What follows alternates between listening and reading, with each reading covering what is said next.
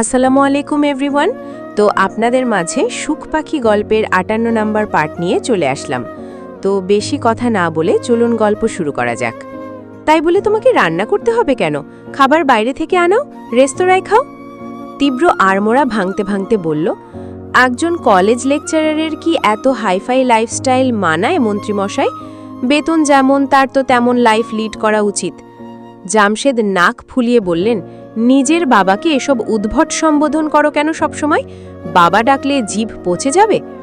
তীব্র খুব আশ্চর্য বনে চাইল, কেন, শুনতে ভালো লাগছে না? আমি তো ভেবেছিলাম বাবার থেকে এই শব্দটা আপনার বেশি ভালো লাগবে। তোমাকে এত বেশি বেশি ভাবতে কেউ বলেনি। যাকগে, কোথায় উঠেছ ওখানে? নিশ্চয়ই ভাড়া বাড়িতে। তীব্র কাঁধ উচালো, তো আর কোথায় উঠব? আপনি কি আমার জন্যে প্রাসাদ বানিয়ে রেখেছেন? লুৎফা বললেন, তোর তো তাহলে খুব কষ্ট হয়ে যাচ্ছে রে বাবা। ভাড়া বাড়িতে তো একদমই থাকার অভ্যেস নেই। কি করছিস না করছিস কিছু তো জানা শোনা। হ্যাঁ রে, আমি একদিন যাই, গিয়ে সব গুছিয়ে দিয়ে আসি। ও বলল, দরকার নেই, এতদিন মুখের সামনে সব তুলে দিয়েছ তো অভ্যেস খারাপ হয়ে যাচ্ছিল। তবে আমার খুব একটা কষ্ট হচ্ছে তাও না। I am enjoying this life মা। লুৎফা ব্যর্থ চোখে চাইলেন, নিজে রান্না করে খায় যখন, বাজারটাও নিশ্চয়ই একা একাই করে। আহারে, সোনার টুকরো ছেলেটাকে এক গ্লাস জল অবধি ঢেলে খেতে দেননি তিনি, আর সে কি না হাত পুড়িয়ে খাবার বানায়। জামশেদ বললেন, আমি তো এটাই বুঝলাম না, তোমার গাজীপুরে গিয়ে টিচারগিরি করতে হচ্ছে কেন? ঢাকায় কি কোনো কলেজ ভার্সিটি নেই? সেখানে পড়াও, আমি না হয় ব্যবস্থা করে দেব। তীব্র নিষ্পৃহ, লাগবে না। কেন লাগবে না? ওরকম একটা মফস্বল, ঠিকঠাক কিছু পাওয়া যায় কিনা সন্দেহ। বাসাবাড়িও তো পুরনো আমলের, কিভাবে ওই পরিবেশে থাকবে তুমি?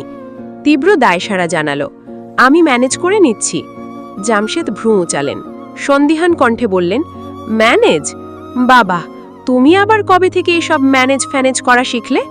আচ্ছা, সত্যি করে বলো তো, কি ঘটাচ্ছ ওখানে বসে? কি এমন পেলে যে মুখ তুলে কোথাও তাকাতেই চাইছ না? তীব্র রহস্য ভেসে বলল, মধু। জামশেদ চেতে বললেন, ইয়ার্কি করছো আমার সাথে? ম্যানার্সলেস ছেলে কোথাকার, বাপকে কিভাবে সম্মান দিতে হয় শেখনি? ও মাথা নাড়ল দুপাশে, মুখের উপর বলল, কিভাবে শিখব বলুন? ম্যানার্স কি জিনিস আমার বাপ আমাকে কোনোদিন শেখালোই না। জামশেদ হাঁ করলেন উত্তর দিতে, মাঝপথেই নম্র কণ্ঠে থামিয়ে দিলেন লুৎফা। আচ্ছা আচ্ছা, শুনুন না, ছেলেটা এতদিন পর বাড়ি ফিরল, আজকে অন্তত এসব তর্কাতর্কি ছেড়ে দিন। ভদ্রলোক দমলেন, শ্বাস ফেললেন ঠোঁট ফুলিয়ে, বললেন, এক গ্লাস পানি দাও, আইস দিও। ঘাড় নেড়ে চলে গেলেন তিনি। তীব্র হাত ঘোল্টে ঘড়ি দেখে, ৮:৩০। এখন না বেরোলে পৌঁছাতে অনেকটা দেরি হবে। চটপট উঠল, ব্যস্ত ভঙ্গি দেখে জামশেদ শোধান, কোথায় যাচ্ছ? ফিরছি। সে কি, এলেই তো বিকেলে, পরে আবার আসব। তীব্র পা বাড়াতে নিলেই জামশেদ মুখ ছোটালেন, ভাবছিলাম ওখানে তোমায় একটা ফ্ল্যাট দেখে দিই, এভাবে অন্যের বাড়িতে থাকবে, বিষয়টা ভালো দেখাচ্ছে না। ও ফিরে চায়, সন্দিহী কণ্ঠে বলে, আজকে মনে হচ্ছে আমার প্রতি একটু বেশি চিন্তা হচ্ছে আপনার। জামশেদ অপ্রতিভ হন, থেমে থেমে বলেন, কি আশ্চর্য, তুমি আমার ছেলে, তোমায় নিয়ে চিন্তা করা অন্যায়। তীব্র বক্ষপটে হাত গুঁজে দাঁড়ায়, ভনিতাহীন শুধালো, আপনি কি আমার ঘাড়ে গছানোর জন্যে কোনো কাজ পেতে রেখেছেন? প্রকাণ্ড হোঁচট খেলেন জামশেদ। ছেলের লাজবাব বুদ্ধি দেখে চোখ দুটো না চাইতেও মার্বেল হয়ে এলো। বাবার সেই হতচেতন চেহারা দেখে হাসি পায় তীব্রর, ভ্রু নাচিয়ে বলে, ঠিক জায়গায় ঢিল পড়েছে তাই না? জামশেদের মনে হলো, ছেলে বুঝে যখন গিয়েছেই আর রাগ ঢাকের দরকার নেই, এখন হোক পরে, কথা তো তুলতেই হতো।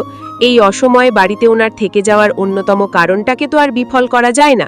জবাবে স্বরের হাল উন্নতি হলো, আসলে আজিমপুরের দিকে কয়েক একর জমি দেখেছিলাম, এত দারুণ জায়গা, নিজে দেখলে বুঝতে। মানুষের আনাগোনাও বেশ, শতাংশের দাম ১০ লাখ বলেছি আমি। মালিক যে সে একবার, সে রাজিও হয়েছিল। হুট করে কাল ফোন করলো, ওই দামে জমি নাকি দেবে না, প্রতি শতাংশেটাকে ১২ লাখ করে দিতে হবে। তীব্র গায়েই মাখল না, নিরুৎসাহিত বলল, তো দিয়ে দিন, টাকা পয়সা তো কম নেই আপনার, এত কিপটেমো করে কি হবে? জামশেদ রেগে মেগে বলবেন, তুমি কিন্তু বেশি বেশি বলছো, এখানে কিপটেমোর ব্যাপার হলো? একবার আমার সঙ্গে বেয়াদবি করছে। ও আচ্ছা, তাহলে আর কি, লোক পাঠিয়ে কয়েক ঘা দিন পিঠে, সোজা হয়ে যাবে। জামশেদ বিরক্ত হয়ে বললেন, উফ, তাহলে কি আর তোমাকে বলতাম? আমাকে থ্রেট করছে, কিছু করলে প্রেস মিডিয়া ডেকে সব জানিয়ে দেবে। তীব্র থুতনি চুলকালো। তো আমাকে কি করতে বলছেন? কি করবে সেটা তো আমার চেয়ে তুমি ভালো জানো। এমন কিছু করো যাতে সুরসুর করে 10 লাখই জমি বেচে দেয়, আর খবরটা 5 কানো হয়। লুৎফা এর মাঝে পানি নিয়ে এলেন। ওনাকে দেখেই থেমে গেলেন জামশেদ। গ্লাস ধরতে ধরতে বললেন, 1 গ্লাস পানি আনতে তোমার এত সময় লাগে? আইসবার এত শক্ত হয়েছিল, ছটাতেই পারছিলাম না। আচ্ছা যাও এখন, ওর সাথে আমার কিছু কথা আছে। উনি যেতে নিলেই তীব্র আটকে দেয়, বলে, যেতে হবে না, যা বলার আমি মায়ের সামনেই বলছি। জামশেদের প্রতাপী মুখটাই ঘাবড়ে যাওয়ার চিহ্ন। তিনি যে নিজের কাজে ছেলের মাস্তানিকে মাঝে মধ্যে কাজে লাগান, এসব কাকপক্ষীকেও জানতে দিতে চান না। বলতে গেলেন, তার আবার কি দর? তীব্র হাত উচালো। আমাকে বলতে দিন, থমকালেন ভদ্রলোক। ও বলল, আপনি কাজের কথা বললেন, আমি শুনলাম, কিন্তু এরকম কিছু করতে পারবো না, এটাই হচ্ছে একমাত্র উত্তর। জামশেদ উত্তেজিত হয়ে বললেন, করবে না? করবে না মানে কি? বাংলাতেই তো বললাম, বুঝতে এত অসুবিধে হওয়ার কি আছে? আমি এখন আর এসব গুন্ডামিতে নেই। আই হ্যাভ বিকেম পোলাইট নাও। আপনি অন্য লোক খুঁজে নিন। ঘরে যেন বাজ পড়ল। মেঝের সাথে দুজন প্রৌঢ় মানুষের মাথা চৌচির হলো অচিরে। বাক্যরুদ্ধ জামশেদ স্ত্রীর দিকে চাইলেন। তার দৃষ্টিও সমান বিফলিত। কেবল ঠোঁট নাড়লেন কথা বলায়। তুই আর গুন্ডামিতে নেই বিট্টু? ভদ্র হয়ে গেছিস? এসব কি আমি সত্যি শুনছি? তীব্রর ললাট কুচকে থাকে। এটা এমন কি কথা যে শোনে সেই নড়তে ভুলে যায়? আশ্চর্য, দুনিয়ায় সে একমাত্র মানুষ যে কিনা ভদ্র শব্দটা উচ্চারণ করলেও বিপদ। বললে থমথমে গালায়, মিথ্যে শোনার কি আছে? আমাকে দেখছো না কত সভ্য পোশাক পরেছি? আর মন্ত্রী মশাই আজকে আমাকে মাস্তানি করে ওনাকে জমি এনে দিতে বলছে, অথচ যখন সত্যিই মাস্তানি করতাম দিনরাত তো এসির হাওয়া খাওয়ার খোটা দিয়ে বেড়াতেন। পরপরই বক্র হাসে ছেলেটা, দুপাশে মাথা নেড়ে বলে, সত্যি দেশের সরকারের যে কি হাল, এরা যে জনগণের কাছে কোথায় কখন কি চাইবে নিজেরাই জানে না। জামশেদ তখনও হতবুদ্ধি। তীব্র বলেই গেল, আমি এখন থেকে এসব মাস্তানি টাস্তানি করব না, মিরাজরাও করবে না। বাড্ডায় আমার কোনো আড্ডার আসর নেই। বিট্টু মাস্তানের থেকে lecturer Tibro Reza Talukdar sounds quite good I think. বাবা হিসেবে জামশেদের খুশি হওয়া উচিত। যেমন খুশিতে কেঁদে ফেললেন লুৎফা, আঁচল মুড়িয়ে আনলেন চোখের কাছে। কিন্তু উনি চূড়ান্ত হতে পারলেন না দৃঢ়ীভূতর তোপে। এমন কান ঝাঁঝানো সত্যবান কারো সহ্য জয়? যে ছেলে দুদিন আগেও বলল মানুষকে ভয় পেতে দেখলে তার ভালো লাগে, সে আজ সাউন্ডস গুড নিয়ে ভাবছে। লুৎফার আওয়াজে ঘোর ভাঙল ওনার। ভদ্রমহিলা ছেলের গায়ে মাথায় হাত বোলাচ্ছেন, কণ্ঠে জুড়ে উপচে পড়ছে তুষ্টি। আল্লাহ এতদিনে আমার কথা শুনেছে তাহলে। তুই সব ছেড়ে দিয়েছিস বিট্টু? আমি যে কতটা খুশি হয়েছি। আমি আজকেই এতিম মিসকিন বাড়ি ডেকে খাওয়াবো। তীব্রর বাবার বিস্ময়ে মায়ের কান্না কিছুতে মন দিল না। আবার ঘড়ি দেখল, বলল, আমি এখন আসি মা, কাল কলেজ আছে, আজ থেকে গেলে মিস হবে। লুৎফা আটকালেন না, প্রসন্নতায় চোখ ভর্তি পারাবার নিয়ে বললেন, আচ্ছা বাবা, কিছু খাবার বাটি ভরে দিয়ে দেব সাথে, ফ্রিজে রেখে রেখে খেলে দুদিন যাবে। তীব্র মানা করল না, মাথা দোলালো। ফুলিকে ডাকলেন লুৎফা। মেয়েটা ছুটে এলে নির্দেশ দিলেন কাজের। মস্তক ঝাঁকিয়ে ফের ছুটে যায় সে। উনি বললেন, আবার কবে আসবি বিট্টু? তীব্র মায়ের গাল ছুল। অমসৃণ কণ্ঠস্বরে নম্রতা আনল, প্রত্যেক মাসের শুরুতে এসে দেখা করে যাব, হবে? লুৎফা মাথা কাত করলেন। তীব্র মৃদু হাসল। অঞ্জলি পুটে রাখা মায়ের চাউনিতে মায়া মমতার সাথে বিস্ময়ের হাতছানিতে মাখা এক আকাশ মুগ্ধতা। ছেলেটা যে সঠিক পথে ফিরছে এখনো বিশ্বাসেই কুলোচ্ছে না। পাশে দাঁড়ানো জামশেদ তখনও স্তম্ভিত। তীব্র আর চোখে একবার চেয়ে পাশ কাটিয়ে চলে গেল। ওনার নড়চড় নেই তখনও। লুৎফা যখন শিশুর মতো হৈ হৈ করে বললেন, আপনি ভাবতে পারছেন বিট্টু বাবা, আমাদের ছেলের এতদিনে সুবুদ্ধি হয়েছে, ও সব ছেড়ে শিক্ষকতা করতে চাইছে। আল্লাহ তোমার কাছে লাখো কোটি শুকরিয়া আল্লাহ, আমার সব মানত আস্তে আস্তে পূরণ করব এবার। জামশেদের হুহা এলো না, বরং বিশদ ভাবনায় পড়ে গিয়েছেন উনি। ছেলেটার লক্ষণ সুবিধের লাগেনি। এত বছর ধরে যে মোড়ের মাথায় দাপট চালালো, কমাসে এমনি ছেড়ে দিচ্ছে, তাও এই সস্তা চাকরি করার জন্যে? সবকিছু কেমন রহস্য রহস্য লাগছে। এবার একবার নিজেকেই মাঠে নামতে হচ্ছে তো। সকালবেলা পলাশের ছুটির দিন, কিন্তু তাও বেলা করে ঘুমানোর অভ্যেস ওর নেই। এমনিতেও প্রতিদিন ভোর ভোর বাইরে গিয়ে টুকিটাকি ব্যায়াম করে পলাশ। আজকেও তেমনই কাক ভরে উঠল, কাঁধে তোয়ালে আর বোতল ভরা জল নিয়ে চলে গেল ছাদে। যাওয়ার আগে মিথিলাকেও জোর করে তুলে দিয়ে গিয়েছে ঘুম থেকে। আরামের ঘুম ভাঙালে মেয়েটার বিরক্তির শেষ নেই। তার ওপর হুকুম পড়েছে নাস্তা বানানোর। এখন এই ঘুম কাতুরে চোখে আঙুলে চটকে চটকে আটা মাখতে হবে। ভাবলেই মিথিলার শরীর গুলিয়ে আসছে। তাও বিনা কাজে লাগে সে। জলে বাস করে কুমিরের সাথে তো আর লড়াই করা যায় না। ক্যানাডায় মিথিলার 14 গোষ্ঠীর কেউ থাকে না। এমন একা দেশে কি আর গলার জোরে জেতা যায়?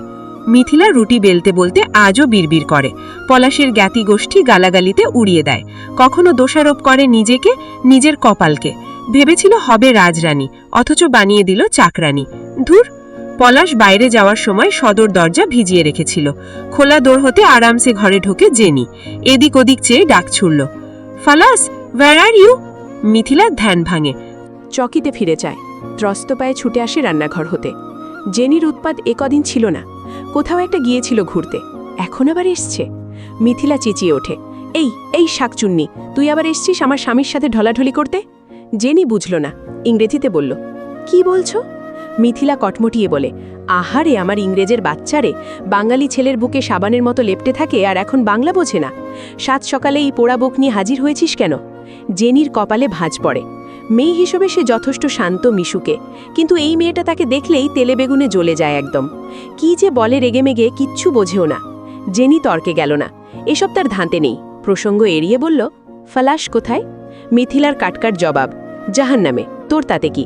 অন্যই বরের খোঁজ না করে নিজে বিয়ে করে নে। আমার বরটার ধারে কাছে ঘেসলে কিন্তু এই খুন্তি দিয়ে মেরে চ্যাপটা বানিয়ে ফেলব। এক হাত কোমরে রেখে আরেক হাতের খুন্তিটা তুলে দেখালো মিথিলা।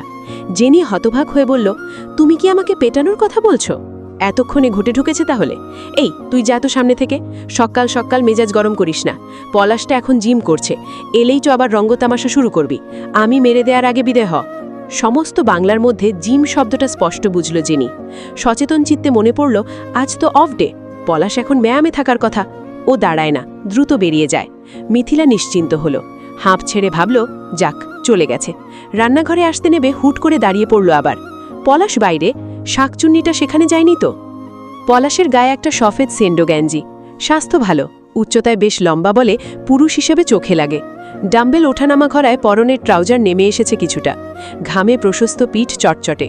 বৃষ্টির ফোঁটার মতো গেঁথে থাকা নীর সকালের কোমল আলোয় হীরের মতো লাগছে। জেনি পেছনে দাঁড়িয়ে থাকে, চোখের চাউনিতে পরিষ্কার মোহ। পলাশ ডাম্বেল পায়ের কাছে রাখল, হাত ছোড়াছুড়ি করে ব্যায়াম সারার মাঝেই আচমকা দৌড়ে এসে পিঠ জাপটে ধরল জেনি। ছেলেটা চমকায়, থেমে যায়। মিথিলাও হন্তদন্ত পায়ে এসে দাঁড়িয়েছে তখনই। এই দৃশ্যের রাগে ফেপে উঠল শরীর। পলাশ জেনির দিকে ফিরে চাইল, ঠোঁট ভরে হেসে কিছু বলতে যাবে, এক ছুটে এসেই জেনির গায়ে থাবা বসায় মিথিলা। জ্যান্ত গাছের শরীর হতে ছাল ছাড়ানোর মতো টেনে নিল যেন। ওরা হকচক্কায় তাজ্জব হয়। মিথিলার পায়ের রক্ত কোপে মাথায় উঠেছে, খুইয়ে বসেছে হিতাহিত ঘ্যান। গায়ের সর্বস্ব জোর দিয়ে এক ধাক্কা দিল জেনিকে। মেয়েটা আগের টানাটানিতেই ধাতস্থ হতে পারেনি, পরপর ধাক্কার তোপে ছিটকে পড়ে গেল। উরু সমান গোলাপের গাছটার উপর মুখ থুবড়ে পড়ল একেবারে।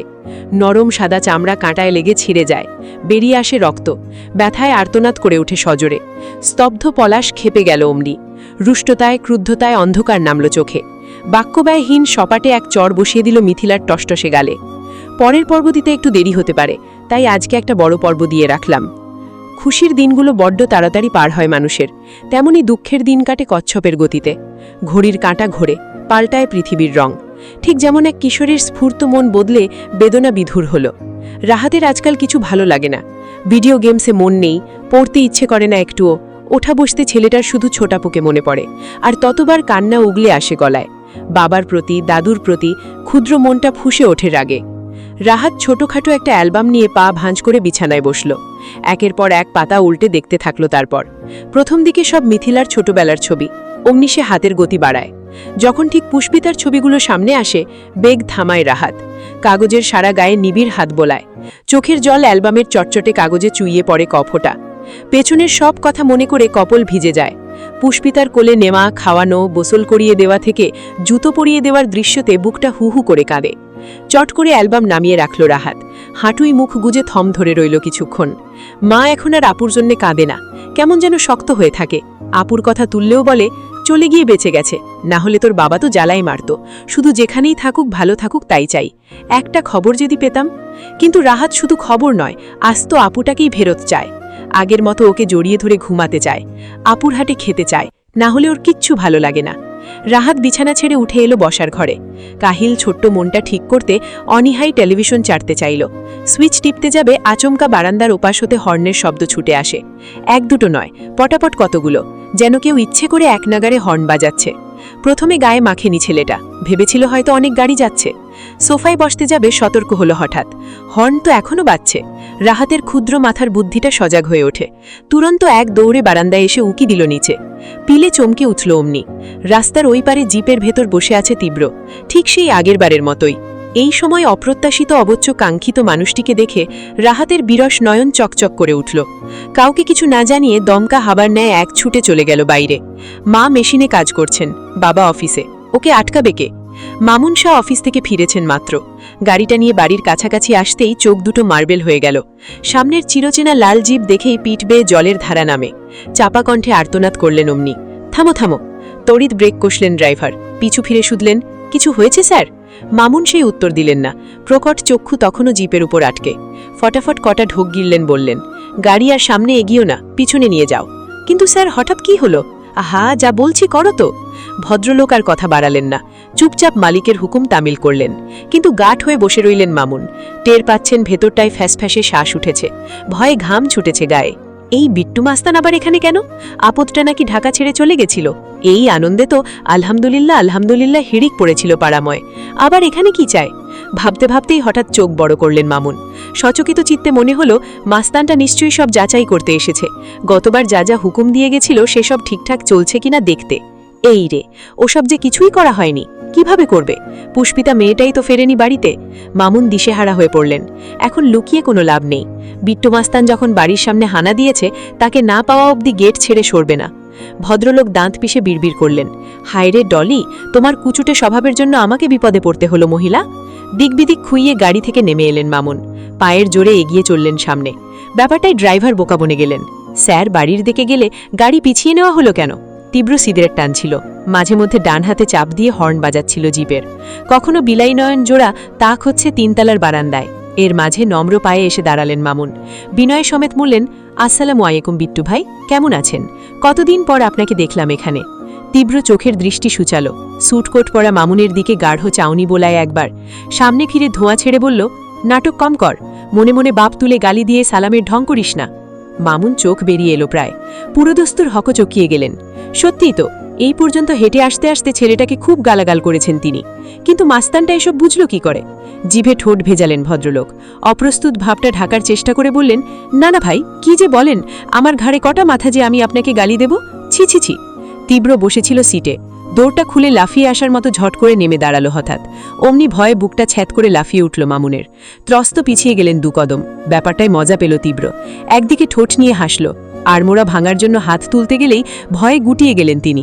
তীব্র মারবে ভেবে আতঙ্কে হড়বড় করে উঠলেন, ভাই ভাই রাগ করবেন না, আসলে ব্যাপারটা আমি আপনাকে বুঝিয়ে বলছি। আপনি যা বলে গেছেন সবই করতাম, কিন্তু মেয়েটা তো এখনো ফেরেনি ভাই, কোনো খোঁজই পাওয়া যায়নি। আপনি বললে একটা ফ্ল্যাটে ফ্রিতে থাকা কেন, আমি এমনি লিখে দেব। তীব্র নিঠুল ঠোঁটে কৌতুকের হাসি চাপা পড়ল। চেয়ে রইল চোখা নেত্রে। মামুন আরও ঘাবড়ে গেলেন, বললেন, তবে আপনি ভাববেন না আমি আজই গিয়ে বলবো যে এখন থেকে ওদের আর ভাড়া দিতে হবে না, তাহলে হবে তো ভাই? তীব্রর হঠাৎ খেয়াল পড়ল গেটের দিকে।